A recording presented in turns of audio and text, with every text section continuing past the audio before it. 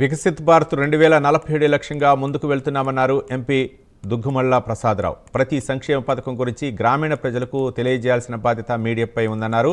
ప్రభుత్వం పారదర్శకంగా పథకాలు అందిస్తుందన్నారు. చిత్తూరులో వార్తల్ ఆఫ్ మీడియా వర్క్షాప్లో ఎంపీ దుగ్గుమళ్ళ ప్రసాదరావు పాల్గొన్నారు. ఆయనతో పాటు పలువురు పాల్గొన్నారు.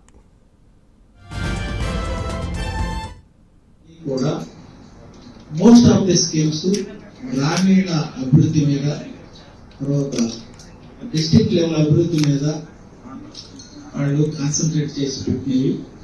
ఆ స్కీమ్స్ ప్రజల్లోకి వెళ్ళాలి. స్కీమ్స్ అయితే ఆచరణ జరుగుతుంది, ప్రజల్లోకి వెళ్ళడం తక్కువ ఉంది. ఏం జరుగుతుంది అనే విషయం పత్రికల ద్వారా వెళ్ళటం, ఈ విధమైన ప్రోగ్రాం ద్వారా వెళితే ఇంకా ఎక్కువ ప్రజల్లోకి వెళ్తుంది. వాళ్ళకి వస్తున్న బెనిఫిట్స్ అంటే రావాల్సిన ఏంటి అనేది కూడా పత్రికల ద్వారా వెళ్తుందనే ఉద్దేశంతో పెట్టారు. థ్యాంక్ యూ అండి. ఆ డిస్ట్రిక్ట్ లో ఇంకా అవేర్నెస్ ప్రోగ్రామ్ తీసుకోవడానికి మీరు పెట్టిన చాలా దోహదపడుతుంది. అట్లాగే జీవాంశీ విపిజీ గురించి మన గోపి గారు చెప్పారు.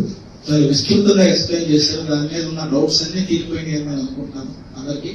దీన్ని మీరు పత్రికల్లో రిపోర్ట్ చేసిన తర్వాత ఎలక్ట్రానిక్ మీడియాలో ప్రజల్లోకి తీసుకెళ్ళండి. ప్రజల్లోకి ఉన్న సంశయాలు ఏవైతే ఉన్నాయో ఇవన్నీ తీరిపోతాయని నేను ఆశిస్తున్నాను. దీనిలో అయితే ఈ దేశంలో ఉన్న రూరల్ డెవలప్మెంట్, గ్రామీణ అభివృద్ధికి సంబంధించిన అన్ని విషయాలు దీనిలోకి తీసుకొచ్చారు. దీనిలో ఇంతకుముందు లేని కూడా తీసుకొచ్చారు.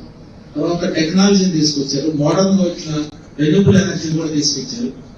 తర్వాత వాటర్ షెడ్ డెవలప్మెంట్ కోసం కూడా ఇంక్లూడ్ చేశారు.